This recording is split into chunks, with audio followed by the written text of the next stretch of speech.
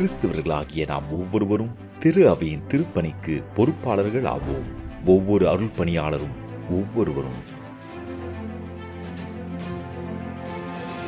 அருள் பணியாளர்கள் எவரும் பொது நிலையினருக்கு மேலானவர்கள் அல்ல, ஆனால் அவர்கள் அவரது போதகர்கள்.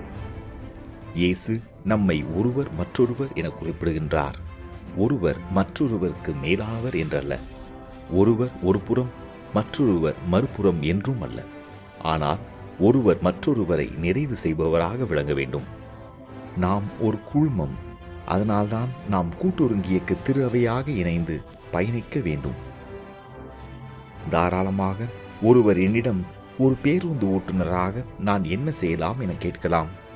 ஒரு விவசாயியாக, ஒரு மீனவராக சாட்சியமிக்க வாழ்வு வாழ்வதே நம் வாழ்வால் நாம் ஒவ்வொருவரும் செய்ய வேண்டியது.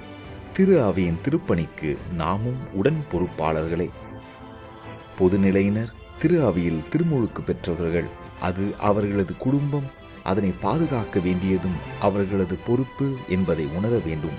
அதே போலதான் அருள் பணியாளர்களாகிய துறவிகளாகிய நாமும் ஒவ்வொருவரும் தங்களால் எது நன்றாக முடியுமோ அதை செவ்வனே செய்ய வேண்டும்.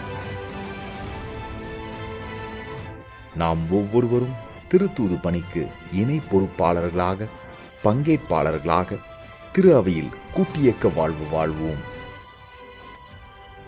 கூட்டு பொறுப்பின் அடையாளமான கூட்டியக்க வாழ்வு முறையை தொடர்ந்து தக்க வைத்து பங்கேற்பு, கூட்டுறவு, திருத்துது பணி ஆகியவற்றை அருள் பணியாளர்கள், துறவிகள், பொதுநிலையினரிடம் திரு அவை ஊக்கப்படுத்த நாம் மன்றாடுவோம்.